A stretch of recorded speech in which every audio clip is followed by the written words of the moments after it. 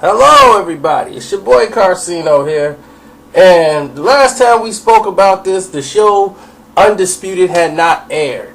I had not made a video about Undisputed since we wanted to wait till after the first month numbers come in, because you guys are trying to make comparisons after 1 week, which I felt was the stupidest thing I've ever heard in my life.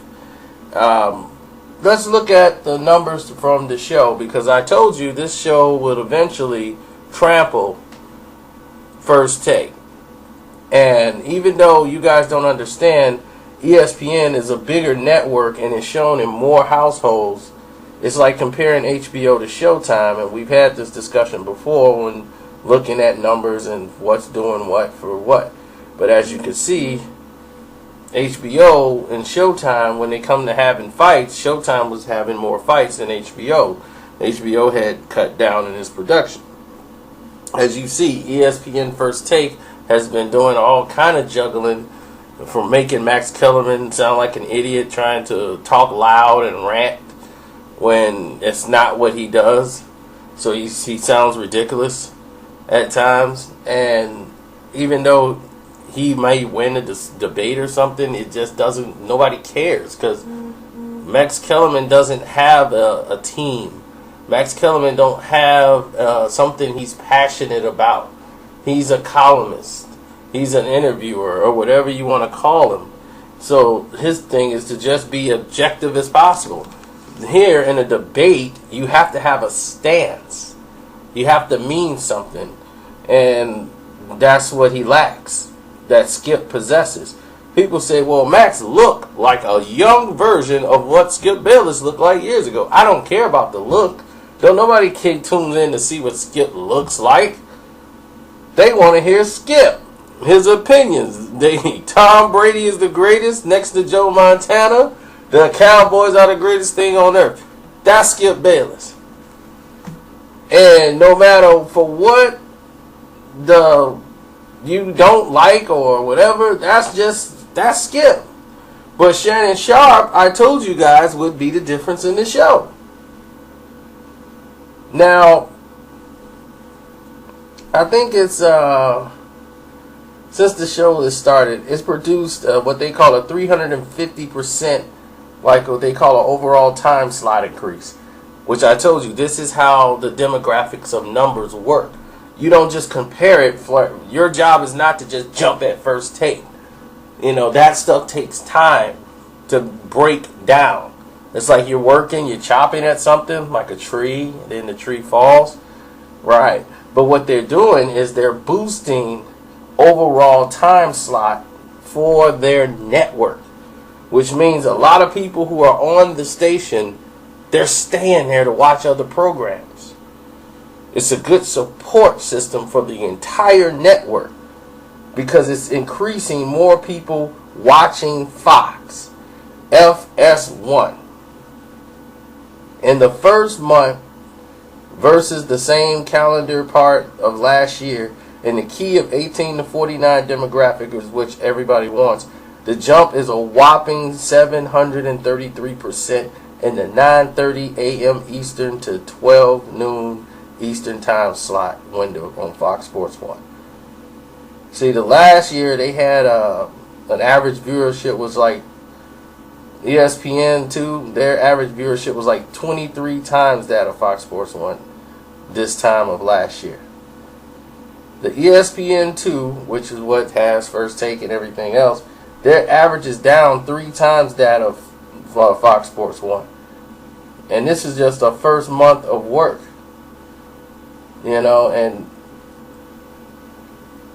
Joy Taylor, I would like to see more out of her, because I think she played basketball, she played sports.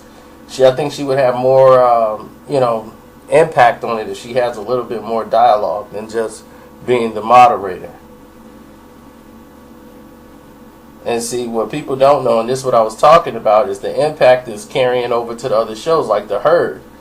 And, that show goes up against His and Hers, which I've been told that show is canceled and that they're going to move the girl that was on the show. She's going to go to another platform. But they're gonna restructure the his and hers and just break that whole concept down and come up with something else. Because Colin's show, which is amazing, his show that goes head up with the herd, that show is down 22% at the number. And the pairing of the two shows, which is entirely different, it gives some perspective as to new fans of Fox Sports 1. And they're all coming in. And the people at Fox Sports 1 are very happy. They got other shows that's coming, like they got the Hurt and Hustle with Frank Thomas from the White Sox and Pete Rose, who's just old school, rugged, and don't care about nothing. Pete Rose gonna tell you exactly how it goes down. Fox Sports 1 is aiming their gun at what's his name, and they don't care about it whatsoever. They're aiming that gun very high at ESPN. But let's look at it. First Take. Alright, First Take does have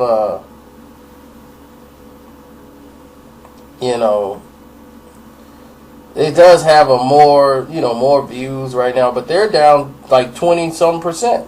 29% since Skip left. Since Skip left, the show has dropped. I mean, not just since he left, but they're down 28% since the launch of Undisputed. And Max Kellerman just has not been the one that's holding it together. And a lot of people want me to blame Stephen A. Smith. Stephen A. Smith can hold the show by himself. Because Stephen A. Smith is passionate. He don't like the Cowboys. He loves LeBron James. He has commitment to things even though he's a columnist. Where Max Kellerman is known to flip no matter what time of the day it is or what's the situation. He's more of a situational type person. If this person did something this day, he is the hero. If he did something bad the next day, then he's the GOAT. That's just how he has no real connection to anything. So he doesn't know how to defend him when you're with him. Like, hey, well, don't look at that. Where Stephen A., LeBron did something bad, Stephen A's going to cover for him. Because that's his guy. He got to ride with him. See, it's a whole different spectrum.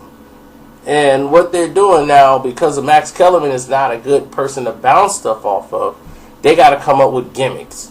Oh, we want to interact with the fans and see what the fans got to say and do all this extra stuff online. And Shannon Sharp comes in, takes the helm, and takes the boat and makes it float.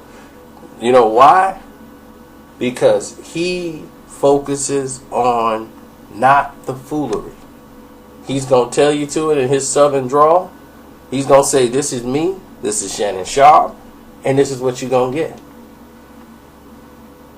I have fun, but I'm also going to tell you the facts. You might not like it, but it's going to be good for you. And he got all them country analogies too. It's like putting lipstick on a pig, Skip. But he works for the show. Remember, he was on First Take when Stephen A. Smith had to take a break. They replaced him and put Shannon Sharp in his place. Because Shannon Sharp is great for debate, conversation. And he's shown that he can hold a debate station with Skip Bayless, and they can go back and forth. And they can hold it for an entire show, day after day after day. And people not be tired of Shannon Sharp. But see, this is the same problem I have that Shannon Sharp has. The same thing that make you love me is the same thing that's going to be whooping your butt the next day. Because the fans, they love you. They want to pat you on the back, yeah, when you say something that they agree with. But the moment you say something that they don't agree with, they like, yeah, oh man, you was my boy, man, but now you didn't. See, now you bogus. But they don't They got to honor that you're being real 100%. So it's like, dude, I'm telling you the truth 100. It ain't always going to go the way you like it to go. But it's going to be the truth. Now, you either got to deal with it and accept it or not. But that's what it is. And that's how Shannon Sharp moves. Not everything you're going to agree with, but you got to respect it because he's giving you the truth. That's what I do. You might not like the pill I'm giving you. One day you might look at it as a Flintstone vitamin. The next day you might be like, man, this is one of them old horse pills, man. I don't like this one, but it's the truth. Gotta swallow it. But people can't do that. If it don't fit their narrative, they just, man, you hating. Because that's the only word they can use to sum up something. They don't want to go through the process of the actual situation and the problem. People love the fact what I said when Floyd Mayweather was talking about Black Lives Matter. But when I talked about Colin Kaepernick or whatever his name is, everybody got upset. Because they all drunk the Kool-Aid. Had they not drunk the Kool-Aid, they'd been like, I see what you're saying. But now they like, man, come on, man. This man has united us. No, he hasn't. He hasn't done any of these things you're talking about. Man, he brought the issues to the table. Nobody's talking about the issues, man. Nobody. You know what they talking about? The flag. Soldiers. Who's going to stand, who's sitting, who's taking a knee, who's not. Nobody's talking about the issues. Not even him.